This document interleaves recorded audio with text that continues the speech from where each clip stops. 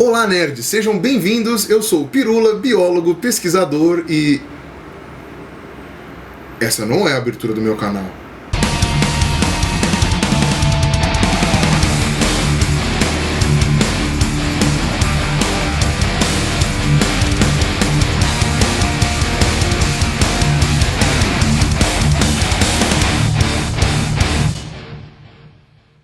Pois bem, galera, eu espero que vocês não tenham achado estranha a abertura do meu vídeo hoje, mas é porque boa parte do roteiro desse vídeo aqui eu recebi a ajuda do meu grande amigo Átila para ajudar a compor, porque já fazia um tempo que eu queria fazer um vídeo sobre vacinas, desmistificando aquelas coisas totalmente paranoicas que existem sobre as vacinas, mas assim, o Átila ele é microbiologista, né? Eu sou paleontólogo, então tá mais dentro da área dele do que da minha, por isso que eu pedi a ajuda dele para fazer esse roteiro e preciso agradecer a ele então antes de qualquer coisa. Bom, por que eu resolvi fazer esse vídeo? O governo resolveu fazer a vacinação contra o HPV, o papilomavírus humano, principalmente nas meninas até 14 anos de idade, se não me engano. Por quê? Porque o HPV é um vírus que ele é transmitido majoritariamente por vias sexuais, e as pessoas que mais têm complicações com esses vírus são as mulheres. Os homens às vezes têm alguma pequena verruga, alguma coisa assim, mas no geral eles são apenas transmissores. Quem realmente desenvolve a doença são as meninas, e essa infecção de HPV pode se transformar inclusive em câncer de útero. Aqui um dado importante, são cerca de 100 tipos de HPV, 100 variáveis de HPV que contaminam os seres humanos. Dessas 100, entre 30 a 40 infectam a região genital, e são elas que podem gerar maiores complicações, complicações mais graves do que uma simples verruga. Apenas algumas variáveis do HPV causam câncer, que são as mais agressivas. Cerca de 70% dos casos de câncer de útero relatados nos Estados Unidos têm origem em uma infecção prévia por HPV. Geram também outros tipos de câncer, como também o câncer peniano, como eu já comentei, e outros que eu vou falar mais pro final do vídeo. Então, é muito importante que exista uma maneira de se vacinar contra esse vírus. A vacina do HPV existe já faz um bom tempo, só que ela era paga. E não era barata não, custava, pelo menos aqui em São Paulo, uma coisa de R$300 a vacina em laboratórios particulares. Então era muito caro e eu vi com muito bons olhos a iniciativa do governo de fazer uma vacinação gratuita. Eu ainda falei, é um absurdo, né? Você ter uma doença grave que pode gerar problemas sérios para a pessoa e que existe vacina e essa vacina não está distribuída de maneira gratuita para todo mundo, não é um direito para todo mundo, sabe? Eu já achava isso um absurdo. Porém, como toda coisa que aparece, sempre aparece o pessoal do contra e começa a espalhar uma miríade de groselhas, um corolário sem fim de groselhas, uma puxando a outra, dizendo que a vacina é perigosa, que a vacina vai matar, sei lá, uma coisa dos Illuminatis, tentando treinar as pessoas para serem mais promíscuas, e falaram, e até algumas outras besteiras que, sei lá, a vacina do HPV gera paralisia, tá? Teve até uma colunista da Folha, a Cláudia Colucci, vou deixar aqui embaixo listado o que ela falou, ele tirou da bunda, literalmente da bunda, isso daí, e se ela não tirou da bunda, ela tirou de fontes que não estão muito distantes disso. Então eu resolvi fazer aqui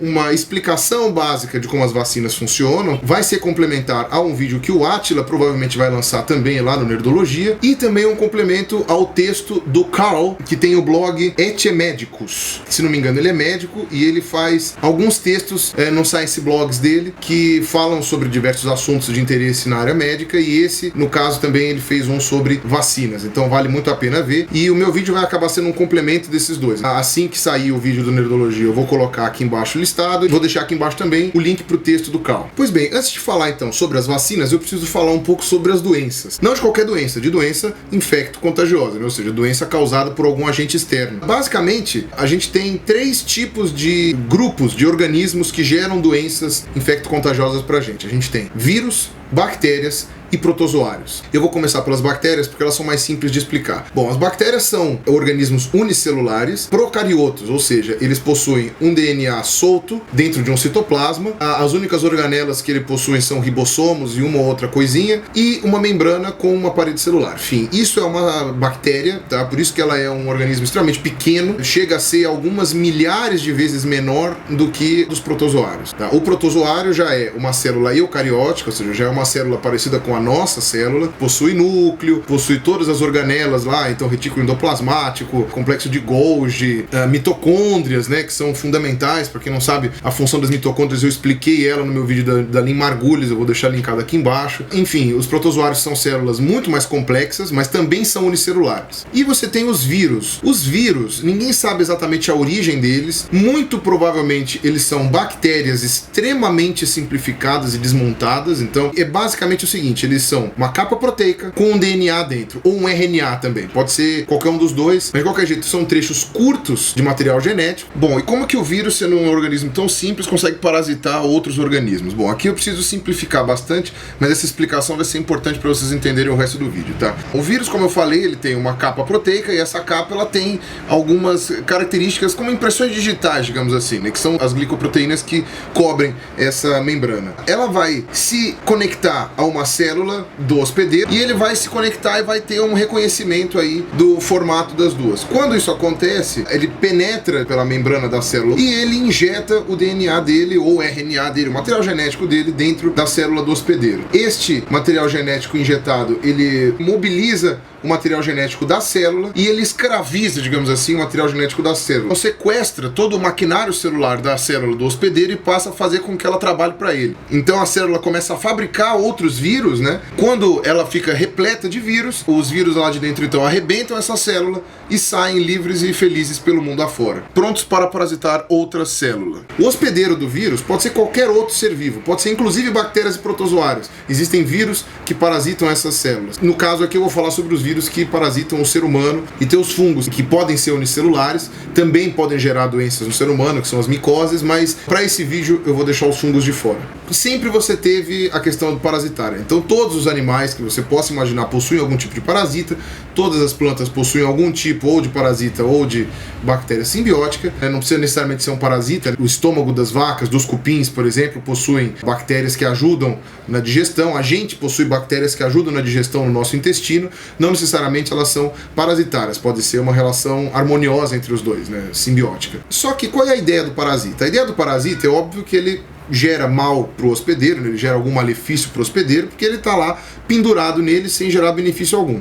Mas qualquer parasita que se preze, ele vai tentar manter o hospedeiro vivo, ou por um longo período, ou pelo menos até ele conseguir se reproduzir de maneira adequada, de maneira efetiva. Tá? Antes disso, o hospedeiro não pode morrer, senão a estratégia de reprodução do parasita falhou. Então lembrando que durante milhares de anos o ser humano ele foi uma espécie nômade e que vivia em grupos não muito maiores do que 50 indivíduos. Tá? A grande maioria das doenças infecto-contagiosas que o ser humano podia ter não podiam matar ele muito rápido, tá? Porque 50 indivíduos, né? Se, por exemplo, pegasse um vírus que tivesse uma forma de contágio muito rápida e morte muito rápida. A morte desses 50 indivíduos por essa doença implica na morte dos vírus também. Então, quando isso aconteceu na história do mundo, porque é a seleção natural agindo, né, o vírus acaba. O vírus ele se mata junto com os hospedeiros e acabou. É quase praticamente uma missão suicida. Então, os vírus que existiam antes, né, quando a espécie humana ainda era nômade, eram vírus que não matavam o hospedeiro a curto prazo, que demoravam muito para gerar alguma complicação, que facilitavam um contágio a longo prazo. Por quê? Porque aí aqueles 50 indivíduos têm tempo de viajar para outra tribo, de encontrar outros humanos, e aí o vírus consegue se manter, ele consegue se propagar por mais tempo. Ainda levando em conta que no começo a expectativa de vida dos seres humanos não passava muito dos 30 anos. Então eram muito poucas as infecções. Um exemplo era a herpes, né, que provavelmente já existe desde aquela época. As grandes doenças infecto-contagiosas, ou seja, aquelas doenças que contaminavam numa velocidade inacreditável e matavam também numa velocidade muito rápida, essas doenças só apareceram depois que o homem se sedentarizou. Ou seja, depois que ele desenvolveu a agricultura, depois que ele passou a se estabelecer em cidades, conseguiam viver em lugares com uma população maior. Então aí os grupos deixaram de ser grupos de 50 humanos para serem grupos de 200, 300, 1000, 10 mil humanos, até hoje que a gente chega a cidades com 33 milhões de habitantes, com 20 milhões de habitantes, etc. 10 mil pessoas, 20 mil pessoas, isso já é suficiente para o vírus poder agir de uma maneira um pouco mais agressiva, sem ser selecionado negativamente, ou seja, sempre vai ter uma outra pessoa que vai sobreviver e vai conseguir transmitir esse vírus para mais gente, tá? Vírus ou bactéria, enfim, o que quer que seja que esteja causando essa doença. No começo, a única defesa que que o ser humano tinha contra as infecções era nenhuma. Não tinha defesa contra infecção, contra doenças, epidemias, essas coisas assim. Não tinha defesa nenhuma. A defesa era a defesa do próprio organismo. E quando você tinha uma grande infecção, uma grande epidemia, como foi o caso da peste negra, que foi a febre bubônica, né? Ela matou, se não me engano, 1/3 de toda a população da Europa, talvez mais. E uma boa parte da população da Ásia também foi morta pela peste negra, simplesmente porque os seres humanos nessa fase já estavam vivendo em grandes aglomerações, ou seja, era muito fácil de você conseguir ter o contágio e você não tinha nenhum tratamento, nada, ninguém sabia nem de onde vinha essa doença, simplesmente as pessoas ficavam contaminadas, não tinham a menor ideia do que era e morriam. As pessoas que sobreviveram à peste negra só sobreviveram por 2 motivos. Ou elas, não entraram em contato com o patógeno, o que aconteceu com pouquíssimas populações na Europa, ou possuíam algum tipo de defesa natural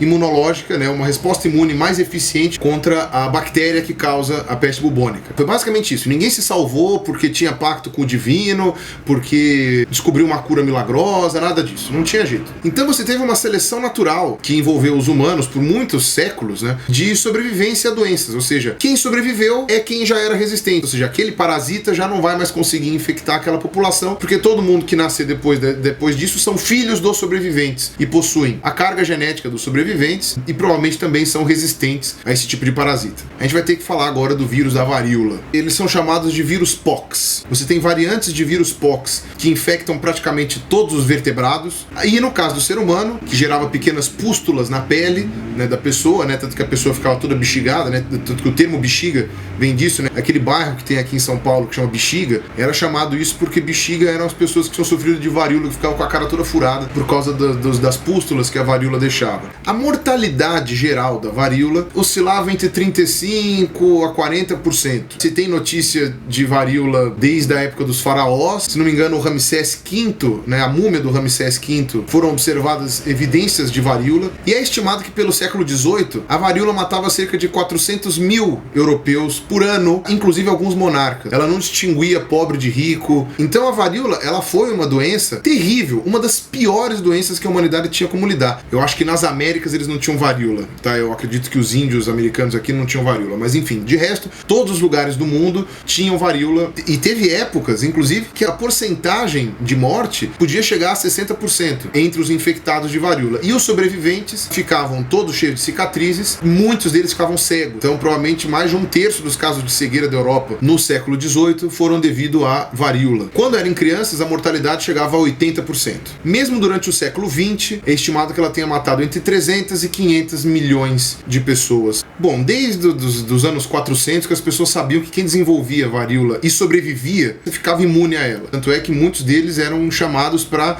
auxiliar no tratamento dos doentes de varíola. Os enfermeiros, em geral, eram pessoas que já tinham tido varíola e sobrevivido.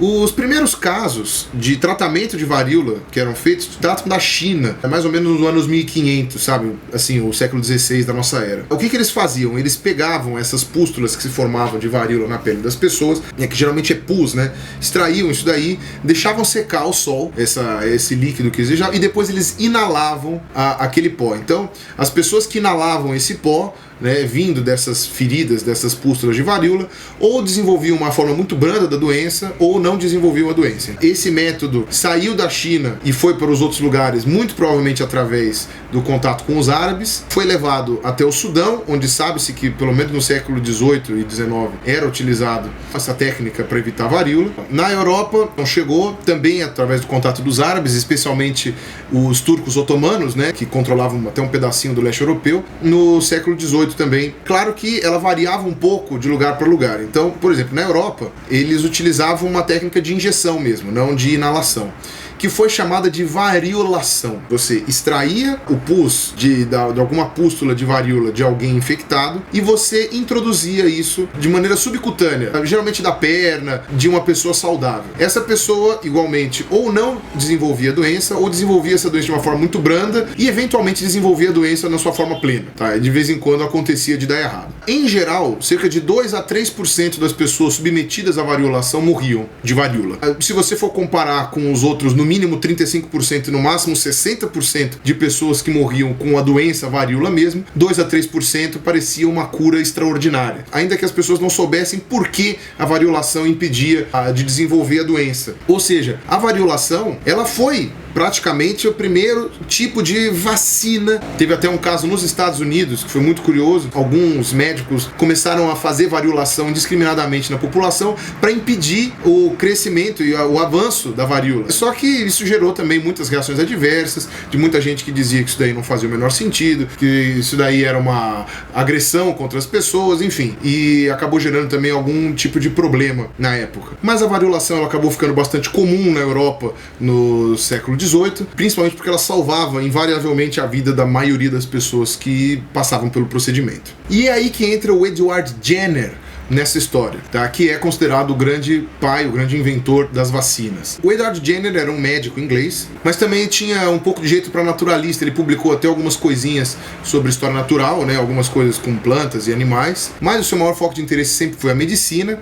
Uma coisa interessante é que o próprio Edward Jenner, quando ele era criança, ele sofreu o processo de variolação e, portanto, não desenvolveu a doença, desenvolveu uma forma muito tênue da doença. A ideia que ele teve não foi sozinha, né? Foi uma observação que já tinha sido feita por alguns fazendeiros mesmo, e inclusive por um ou outro médico lá da Inglaterra, mas ele que levou a fundo essa observação e acabou levando ela até as últimas consequências. Ele percebeu que as ordenhadeiras, as mulheres que ordenhavam vacas, elas não pegavam varíola de maneira alguma.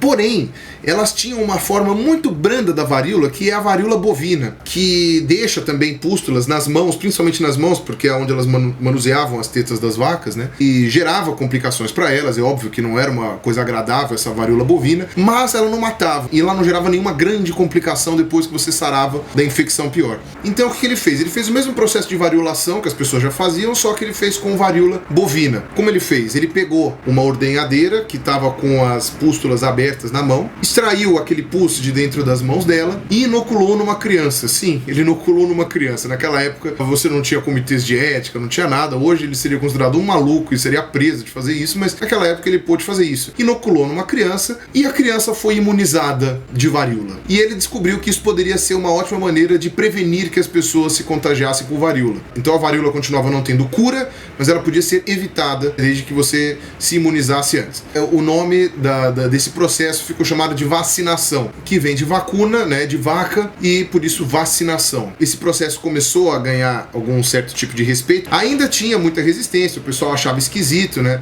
Mas de qualquer forma a vacinação acabou dando muito certo. Então agora eu vou explicar qual é o processo. No caso eu vou falar de vírus, porque a varíola é causada por um vírus, mas pode ser extrapolado para bactérias também, ou mesmo protozoários para qual existam vacinas. Bom, gente, existem vários métodos de defesa no nosso organismo que o sistema imunológico realiza simultaneamente. Então vai ser muito difícil explicar todos aqui, mas eu vou tentar simplificar ao máximo aqui para vocês, tá? Bom, imaginemos aí que seja um vaso sanguíneo, ok? Tem sangue correndo aí e as paredes estão aí em cima e embaixo, né, as paredes do vaso e as células do nosso corpo. Chega um patógeno qualquer aí, no caso um vírus, e infecta algumas células da parede do vaso sanguíneo, tornando elas doentes. Começa a fazer aquele processo que eu expliquei no começo do vídeo. Quando algum glóbulo branco que está passando por ali percebe que tem uma célula sendo infectada, né, ele para tomar alguma atitude. Aqui depende de qual tipo de glóbulo branco que a gente está falando. Pode ser macrófago, ou seja, pode ser que ele fagocite, ele absorva esses vírus e os destrua, ou pode ser um linfócito. Então vamos simular agora o que está acontecendo nesse quadradinho, tá? Eu vou representar aí a membrana celular do glóbulo branco e o vírus, beleza? O vírus está ali, a capa proteica com o DNA, e a membrana do glóbulo branco é cheia de receptores. Ele vai fazer um molde, digamos assim. É um molde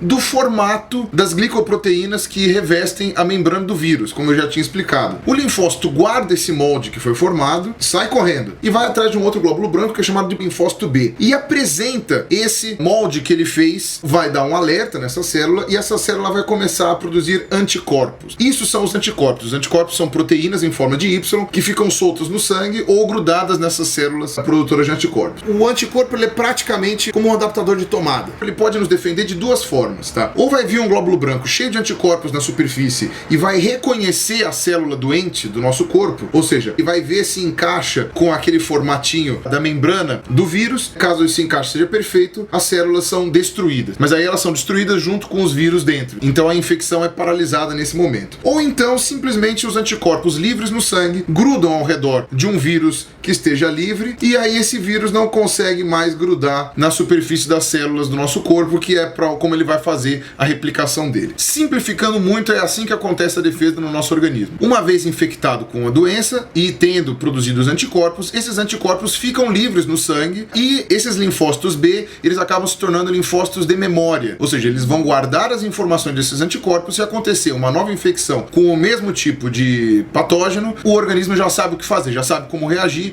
e a resposta é muito mais rápida. Então o que acontece? Quando você sofre uma infecção, você precisa de tempo para todo esse processo acontecer. Você precisa de tempo para que um glóbulo branco vá lá e reconheça que está sendo atacado. E faça o molde do formato daquele vírus ou bactéria, leve até os linfonodos, sei lá onde, para poder produzir os anticorpos, para ir espalhar pelo sangue. Então, é basicamente por isso que uma doença infecto-contagiosa te mata. É porque o seu sistema de defesa não é rápido o suficiente. Ou é o caso de vírus apelões, que nem o vírus da AIDS, por exemplo, que ele mata exatamente células do sistema imune. Por isso que o vírus da AIDS é tão difícil de lidar. Agora, qual é a ideia da vacina, então? Ou a ideia da variolação mesmo. A ideia é de você se contaminar com uma infecção pequena, uma infecção branda de alguma doença que seja. Essa infecção, ela vai dar tempo de todo o seu organismo fazer esse processo de reconhecimento, levar até outro lugar, produzir os anticorpos, matar a infecção, etc. E esses anticorpos, eles não vão ser destruídos, eles vão ficar lá, e quando você receber uma infecção de verdade, uma infecção violenta daquela bactéria ou daquele vírus, o seu organismo não precisa mais produzir os anticorpos, eles já estão lá no sangue. A variolação, portanto, o que ela gerava? Ela pegava aquele líquido, aquele pus que ficava dentro das feridas de varíola,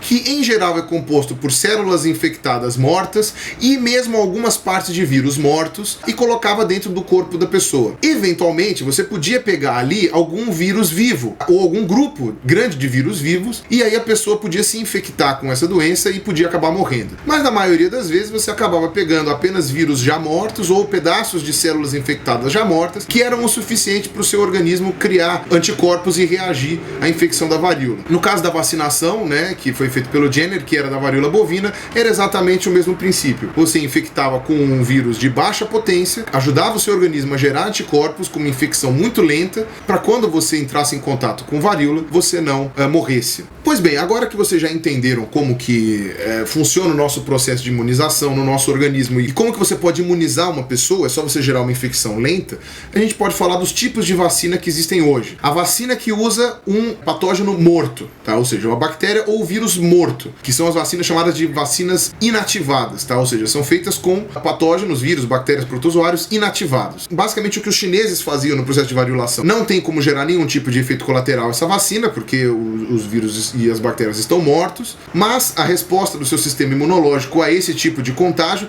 porque não é particularmente um contágio, né? É só um contato com algo inofensivo, é um pouco mais lenta. E, às vezes essa vacina inativada, ela pode não te proteger totalmente se tiver colando uma epidemia nervosa na população que você está vivendo. Tem outro tipo de vacina que é a vacina atenuada, ou seja, eles pegam alguma bactéria ou algum vírus, algumas cepas de baixa virulência, eles fazem isso em laboratório. Qual é a vantagem do sistema de vacina atenuada? A resposta do seu sistema imune não é tão lenta quanto você colocar uma bactéria ou um vírus morto. Por quê? Porque essa bactéria ou esse vírus atenuado, eles ainda causam algum dano, ou seja, eles geram um sinal de alerta, mas é um dano light, é um dano sem grandes dores de cabeça, que vai fazer com que o seu sistema imune reaja de forma mais rápida. Então, no caso de alguma doença que esteja gerando algum tipo de epidemia, por exemplo, em que você precise que o sistema imune da população reaja com rapidez, é recomendado que você use a vacina atenuada. E a vacina atenuada pode ter algum efeito colateral, porque ela gera uma pequena infecção na pessoa, mas é uma coisa light, tá? Então é vermelhidão pelo corpo, é irritação no local da aplicação da vacina, alguma outra coisinha muito light. No texto do Carl já está explicado isso perfeitamente. Uma outra desvantagem da vacina atenuada é que uma pessoa imunodeprimida, ou seja, um aidético, por exemplo, não pode receber. Porque como a pessoa já está com o sistema imune em defasagem, você não pode gerar nenhuma infecção leve nessa pessoa. E você tem pessoas que são naturalmente imunodeprimidas, não necessariamente um aidético. Tem pessoas que têm um sistema imune fraco já, imunodepressão essencial, que eles chamam. E essa imunodepressão impossibilita também que a pessoa possa tomar uma vacina atenuada, ou faz com que ela precise se vacinar mais de uma vez durante a vida dela contra coisas que pessoas normais precisam se vacinar uma vez só. Bom, você tem a vacina que eles chamam de particulada ou vacina de partícula, alguma coisa assim, que são vacinas que usam só pedaços dos vírus ou das bactérias. E essa é a mesma situação da vacina inativada, né? Porque são pedaços só da cápsula proteica, são pedaços só da parede celular da bactéria. E você tem também a vacina de subunidade. E existem também vários outros tipos de vacina ainda em estudo. Por uma questão de pura matemática, existe um número mínimo da população que precisa ser vacinada para que as vias de contágio de qualquer tipo de patógeno possam ser controladas, tá? Ou seja, você não precisa vacinar 100% da população, mas você precisa vacinar um número tão grande da população que impeça, por exemplo, sei lá, se eu pegar uma doença, que eu passe ela para alguém, né? Impede que eu consiga achar outra pessoa não imune para conseguir passar. Nesse ponto, a doença não vai virar epidemia, ela vai controlar do ponto de vista de saúde pública, está controlada, tá? E eu, como indivíduo, se eu não quis tomar vacina, eu dancei. O problema é que muita gente acaba pensando dessa forma e não se imuniza, falando, meu vizinho se imunizou, então eu não preciso imunizar. Não, sua topeira, você não pode fazer isso. Você tem que se imunizar e imunizar toda a sua família para que você não seja aquele sortudo que vai pegar a doença sem ter para quem passar. E esses números variam dependendo da forma de contágio. Então, quando a doença é sexualmente transmissível, você não precisa vacinar tanta gente assim, porque as formas de contágio são muito mais restritas, como, por exemplo, a vacina do HPV. Já quando, por exemplo, o contágio é pelo ar, como acontece com o sarampo, por exemplo, você tem que vacinar uma quantidade altíssima da população, coisa de, sei lá, mais de 90% da população precisa estar imunizada para que ela não vire uma epidemia. Tanto é que as vacinas funcionam que o último caso de varíola conhecido no mundo foi em 1977. A varíola hoje é considerada uma doença extinta graças aos processos de vacinação. Ou seja, uma doença que matou milhares de pessoas por ano antigamente e chegava na casa dos milhões dependendo do pico de epidemia, hoje não mata mais ninguém, zero.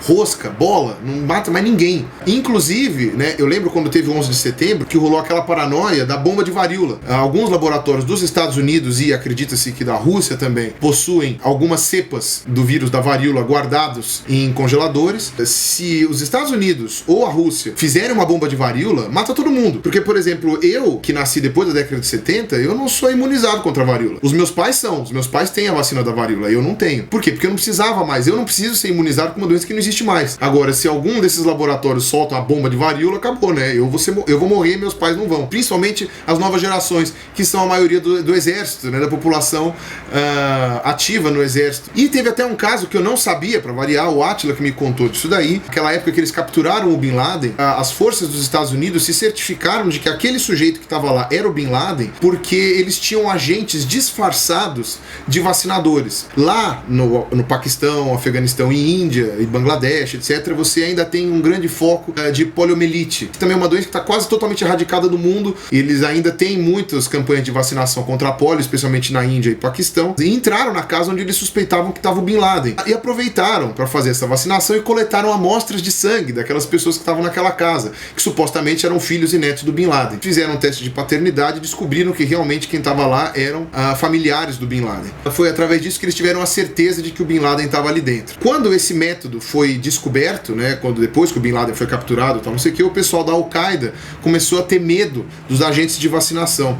Então, hoje em dia, lá na Índia e no Paquistão, você ser um agente de vacinação é quase que uma sentença de morte. Estão havendo mortes e linchamento mesmo de agentes de vacinação lá na Índia e Paquistão, o que está fazendo aumentar os casos de pólio. E aí a gente vai dos cabeças duras que não querem se vacinar e, pior, não querem vacinar seus filhos ou a sua família porque acham que a vacina vai gerar algum tipo de malefício bizarro e que, enfim, isso é uma manipulação do governo, é o governo te forçando a fazer alguma coisa, enfim. Então, nem é grande surpresa que exista toda essa desinformação aqui no Brasil, que também não é de origem brasileira, isso daí vem lá dos Estados Unidos, que importa todos esses hoax aí, todas essas baboseiras conspiracionistas vêm lá dos Estados Unidos, eles importaram pra cá pro Brasil essa coisa do vírus do HPV, tá? De que ele faz mal, de que ele gera paralisia, de que ele faz não sei o que é tudo bobagem, isso não existe. No caso daquele artigo da Folha que a mulher falou. Ela disse que, mas a vacina não imuniza contra todas as variações do HPV, então a menina ainda pode contrair o câncer de útero. Não, porque a vacina do HPV, ela imuniza contra todas as variáveis do HPV que podem causar câncer. Aquelas que a vacina não imuniza, não geram câncer. Então, não tem problema. É realmente efetiva. Aí você tem aquela história dizendo que a vacina induz a promiscuidade, porque as meninas estão sendo estimuladas a fazer sexo. Ok, realmente. O contágio do HPV é majoritariamente sexual. Não precisa de penetração, pode ser exclusivamente contato sexual.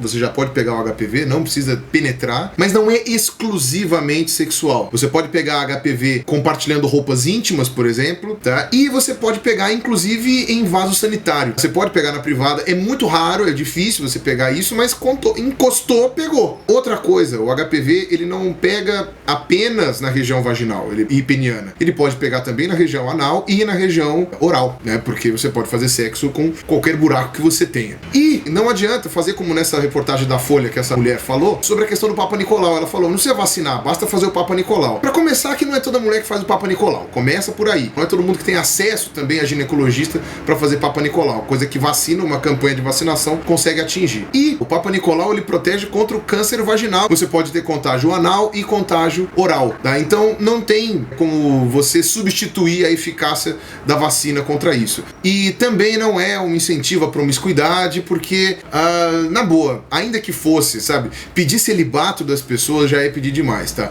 Não adianta, por mais carola, por mais Caxias que seja uma sociedade em que você obrigue a menina a ser virgem, coloque toda a culpa nela pra ela não transar nunca, né, e o homem também, que seja, tá? Você nunca vai conseguir sucesso. Nunca foi feito, nunca conseguiu-se sucesso com isso. Ou seja, isso não é solução. As pessoas vão fazer sexo independente do que você fale pra elas não fazer. A diferença é que depois de fazer sexo, elas vão se sentir culpadas, mas elas vão fazer do mesmo jeito. Então, pelo menos que elas estejam imunizadas contra isso. Existem efeitos colaterais, aqueles que eu falei, ínfimos. Existem alguns efeitos colaterais um pouco mais graves, que estão na casa de 1 para 1 milhão, ou seja, pouquíssimas pessoas desenvolvem esses efeitos colaterais mais graves, nenhum deles envolve paralisia ou morte, e ainda que envolvesse, do ponto de vista de saúde pública, os números de doença, de desenvolvimento de colo de útero ou de sintomas graves do papilomavírus em si mesmo, né, são muito maiores do que 1 para 1 milhão. E são muito piores do que esses efeitos colaterais que essa uma pessoa em 1 milhão vai ter.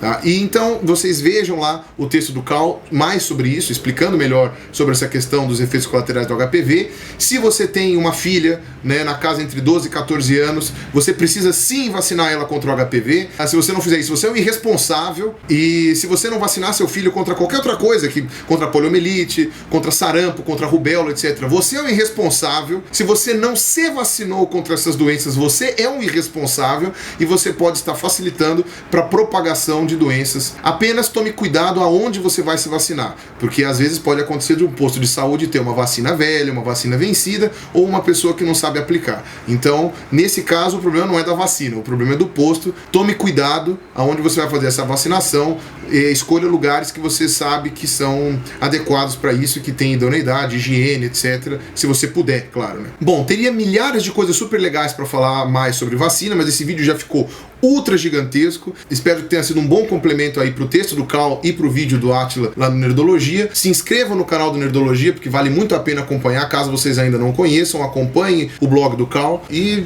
espero que vocês tenham gostado aí do conteúdo que eu trouxe para vocês. A gente fica por aí, um abraço e falou!